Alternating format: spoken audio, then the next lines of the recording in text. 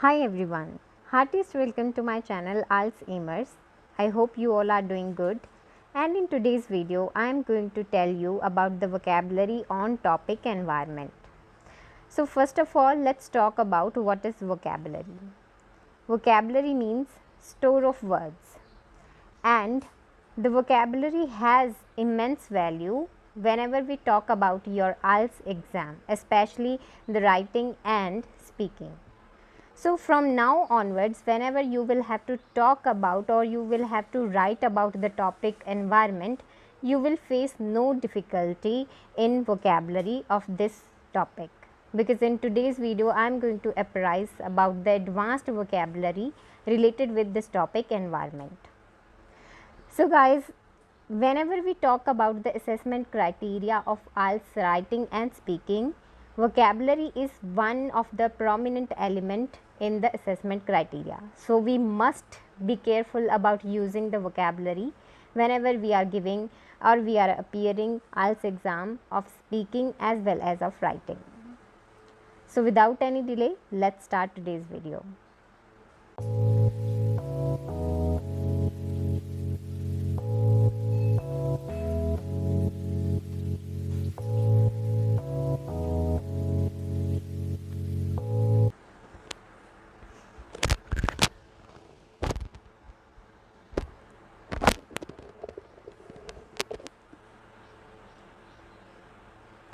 So the first word we are having, it's biodegradable. Biodegradable, which means capable of being decomposed. जिस चीज़ को हम easily decompose कर सकें, destroy कर सकें, नष्ट कर सकें, उस चीज़ को हम कहते हैं बायोडिग्रेडेबल, यानी कि जो जल्दी नष्ट होने के काबिल होता है. For an example, we should prefer biodegradable packaging. हमें कैसी पैकेजिंग के प्रोडक्ट्स खरीदने चाहिए, ऐसे प्रोडक्ट्स लेने चाहिए जिसकी जो पैकेजिंग है, जो पैकिंग एनविलोप होते हैं, कवरिंग होती है, वो कैसी हो, बायोडिग्रेडेबल हो. यानी कि यहाँ पे एक और भी मैसेज है that we should avoid plastic packaging. हमें कैसी, डिकम्पोजेबल, जो बायोडिग्रेडेबल हो पैकेजिंग, उसका इस्तेमाल करना चाहिए. Further we do have word number 2, deforestation. Deforestation means purposefully clearing the forest land. यानी कि जो जंगल हैं उनको पर्पसफुली, डेलिब्रेटली काटना, पेड़ों को, जंगलों को ख़त्म करना, वो प्रोसेस जो है डिफोरेस्टेशन कहलाती है. For an example, deforestation is harmful for the environment.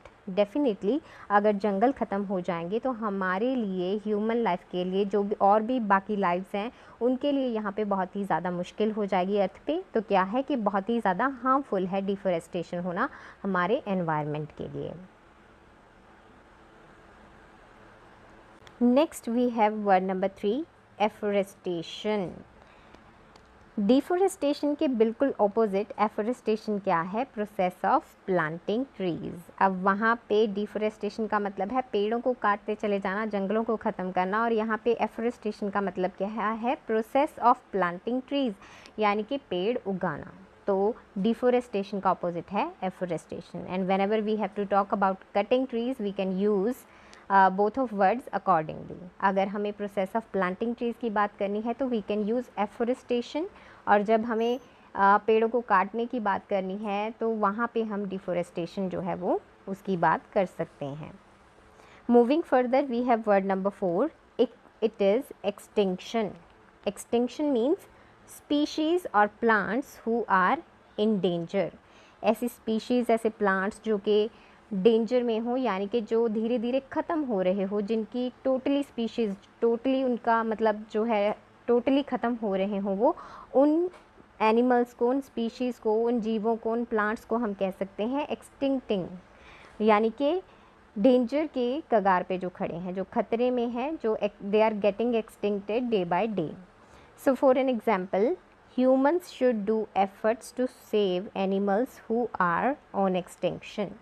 हम इंसानों को कोशिश करनी चाहिए, एफ़र्ट्स करने चाहिए जितना भी पॉसिबल हो सके कि उन एनिमल्स को बचाया जा सके, those who are on extinction, those who are getting extinct.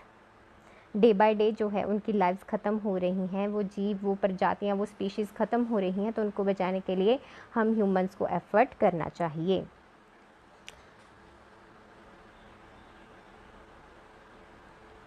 Next word we do have fumes.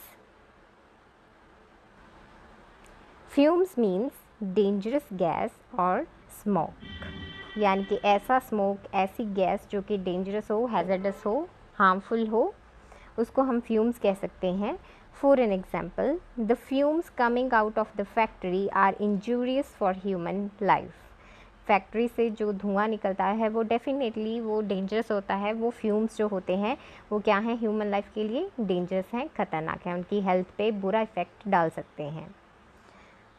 Then next we do have word number 6, which is erosion. Erosion means gradual destruction of something. किसी चीज़ का धीरे धीरे नष्ट होना, ख़त्म होना, destruction हो जाना, डिस्ट्रॉय होना, that is called as erosion. For an example, the grass has been planted to stop the hill erosion. Hill erosion को ख़त्म करने के लिए हमने क्या किया, grass has been planted, यानी कि ज़्यादा से ज़्यादा ट्रीज़ या ग्रास जो है, घास जो है वो उगाई गई ताकि हिल एरोजन जो हो रहा है उसको ख़त्म किया जा सके, उसको स्टॉप किया जा सके, उसको बंद किया जा सके। Next we do have word number 7, which is conservation. Conservation क्या होता है, the act of protecting earth's natural resources for future generations. Conservation means natural जो रिसोर्सेस होते हैं हमारे अर्थ के, उसको आने वाली पीढ़ी के लिए बचा के रखना, कंजर्व करके रखना, that is called as conservation. For an example, water conservation is very useful to save water. अगर हम पानी को बचाना शुरू कर देंगे, कंजर्व करना शुरू कर देंगे ताकि फ्यूचर में हम उसको इस्तेमाल कर सकें, तो क्या है वो बहुत ही यूज़फुल है, उससे पानी जो है हम बहुत हद तक बचा सकते हैं। Moving further, we do have word number 8, which is hazardous. Hazardous means dangerous. Now please listen to me while pronunciating hazardous. Hazardous. बहुत सारे बच्चे इसको गलत प्रोनाउंसिएट करते हैं and that can be very harmful for your band deduction. सो ये जो चीज़ है इसको बहुत ही केयरफुली प्रोनाउंसिएट करना बहुत ही ज़रूरी होता है। हैज़र्डस विच मीन्स डेंजरस। तो जब भी आपको आइल्स स्पीकिंग में और राइटिंग में कुछ खतरनाक चीज़ की बात करनी हो, कोई खतरे की बात करनी हो, कोई डेंजर की बात करनी है, तो rather than writing dangerous, danger which is very simple word, आप यूज़ कर सकते हैं हैज़र्डस। Next we have word number 9 and the last one, which is fossil fuels, non renewable sources. ऐसे sources जो non renewable होते हैं उनको हम कह सकते हैं fossil fuels, ठीक है, जो हमें बहुत ही मतलब मिलेंगे नहीं और जो धीरे धीरे ख़त्म हो रहे हैं और जो दोबारा से हमें प्रोवाइड नहीं हो सकते, those resources can be called as fossil fuels. For an example, some fossil fuels such as coal, petroleum, natural gas cannot be replaced.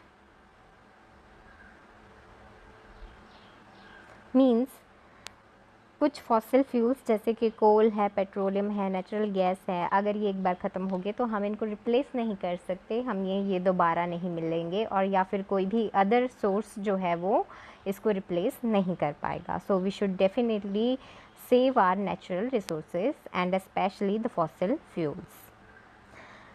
So I hope guys all these words are clear enough to you. If you like this video, please give it a thumbs up and subscribe to my channel. Also contact me for joining my online paid classes for IELTS academic as well as general training. Also follow me on Instagram as well as on Telegram channel for more and more information about this channel, about IELTS and general English. Thanks a lot for giving your precious time. Take care. Bye.